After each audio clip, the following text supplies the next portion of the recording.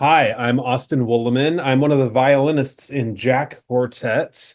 I also am a composer and teach at the Mannes School of Music. Escape Rites is my second album of original music. And basically, this album comes out of the 8 years that I've been in this quartet. It's inspired by all of the conversations about music that I've had with the guys in the group, our exploration of polytemporality and microtonality, and trying to unite these various performance practices into something that feels genuine to myself. Some of these titles, have are a little weird, for lack of a better word. But I wonder if you can talk about the titles of the individual movements and escape rites, power switch, walking, L is in parentheses, et cetera, et cetera. Yeah, sure. So with escape rights, there's a lot going on in that piece. It's something that I started exploring while reading the correspondence between John Cage and Pierre Boulez, and their interests and their optimism as young musicians who were writing string quartets at the same time, corresponding about their ideas in those pieces, really got me going in that piece. So yeah, the piece itself has a lot of different kind of moods, and so I thought of it as, even though the music unfolds seamlessly, as having six kind of miniature movements within this 120-minute piece. So, power switch, I think of as the musical language of escape rights coming to life, opening up, turning itself on, but with a kind of uh, a kind of energy of a misused or old digital machine, something that's not quite functioning, trying to come into focus, but can't quite make its gears turn in the right way. Waking or walking, depending on whether the L is there, is kind of the flip side of that. It's a meditation, a much more human exploration of some of the pitch material in the piece, that opens up into what I think of as a walk through an imaginary forest. And as I imagine myself walking through this forest, the roots and the limbs of the trees become those very machines that were trying to come to life in Power Switch. And that's the third movement, which is called Escape Right. The energy of those kind of cables and switches in my mind builds up into a place where it becomes a kind of like ecstatic dance before a strange totem that was in my mind. A totem, because I was obsessed with this piece by John Cage called Totem Ancestor at the time, which I adapted and is on the album. Um, yeah, so then going forward, there's Etude X or 10, whatever we want to call it.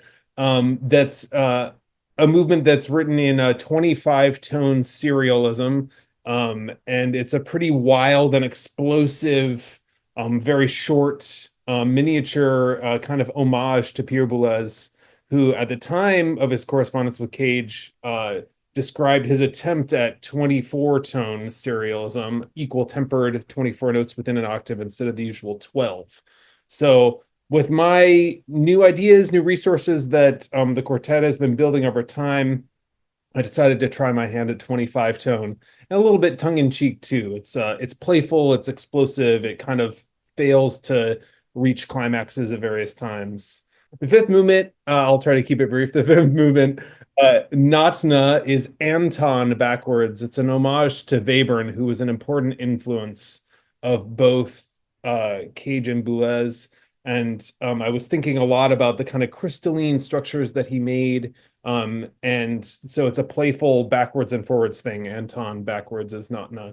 And then the last movement, El Lago de los Valores, is titled that as a playful thought on what the word values means. Valores in Spanish is values.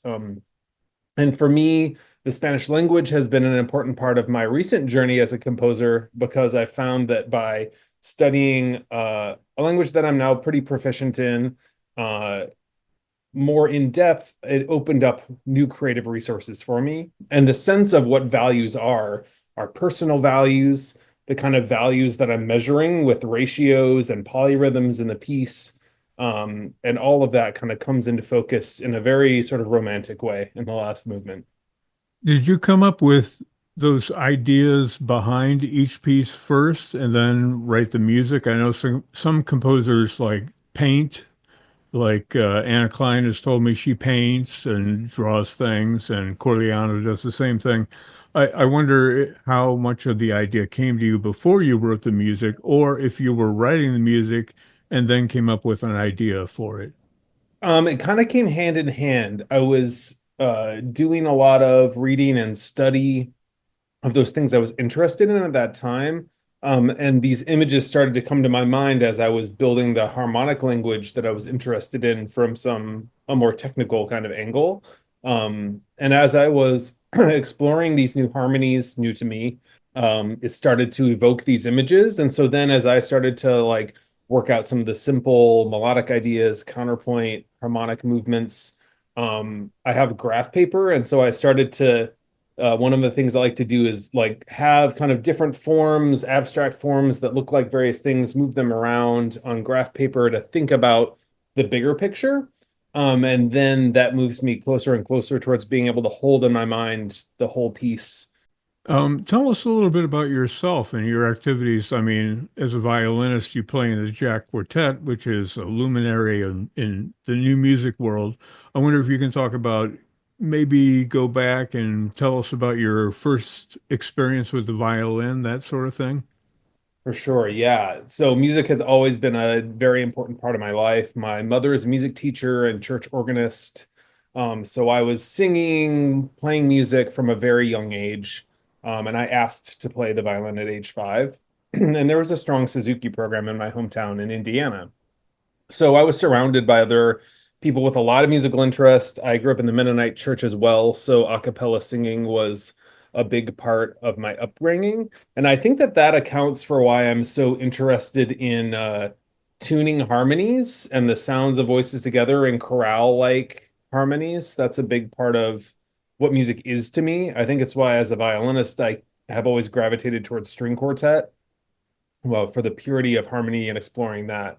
In my earlier years, I was in string quartets that still played Beethoven and Haydn and all of that. And then 8 years ago, when I joined Jack, I've really focused in on the contemporary music, music of today and the 20th century, as yeah, as the focus of what I've done. It's always been an important thing for me. Somehow that was very encouraged in my hometown. I discovered the music of Elliott Carter in high school, and I remember being so confused by it, honestly, but like so curious about why and what was going on, that that made me want to learn what these languages were, and people were very supportive of my curiosity. And so, yeah, the bottom line for me with music is to be curious about it, even if it's something familiar, to be curious about learning something more deep, or if it's something brand new, maybe especially if I don't like it, to get curious about what it is about this thing that its creator loves so much. I wonder if you can talk about Totem Ancestor a little bit because I love that piece by John Cage and I love your arrangement. It's great. I wonder if you can talk a little bit about that to introduce it for our listeners. For sure. Yeah. So The Totem Ancestor by John Cage is one of his early works for prepared piano. So what Cage did was put things like screws, thumbtacks, weather stripping on certain notes of the piano that sort of retunes what each key can do. It gives it a different harmonic content and a different percussive quality. It was music intended for dance, and I love the way that the music just like jumps off the page. It's so full of vibrant energy. And so I was really inspired by that music while I was writing Escape Rites. And I decided to make an adaptation of the Totem Ancestor for string quartet. And I took some liberties. I reharmonized it. I added some contrapuntal lines and a little bit of polytemporality to it, as I like to do, to just give it a little bit more chamber music fun for the four of us to play. Is there anything else on this CD that you want to talk about? Maybe I'll just highlight something about the late edition, since that's the Yeah, single. yeah, go for it. So the late edition is the first track of this album, and it is a very rhythmically churning and anxious piece. It was inspired by this moment last fall after I broke my wrist. I learned an important lesson as someone from Indiana who played basketball in high school must learn upon turning the age of 40 and still playing pickup basketball in Bed-Stuy, Brooklyn, is that you shouldn't play defense the way you tried to in high school. That ended with a broken wrist, but it gave me a lot of time to think about composing in that time when I was just playing open strings. Um, so coming out of that time and being back at touring, there was this real heightened energy to it to me. I felt just so grateful to be back playing the fiddle and so grateful to be making music with my colleagues. And right at that time, I saw after one of our shows on a festival, this Japanese band, Goat, played a set and they had the snare drum mic'd so close and it was so loud in the room that you could hear the overtones of this snare drum playing crazy patterns, just a very constant rhythm, but with lots of different accents patterning it. It just really inspired me. I was so full of musical energy already. I wrote that piece in like the 2 days that followed on the plane. So that's a very special one for me. It's about a very specific time in my personal energy, and I think it comes through in the music. All right. Thank you for your time. Yeah, thank you. Appreciate it a lot. Take care. All righty, later.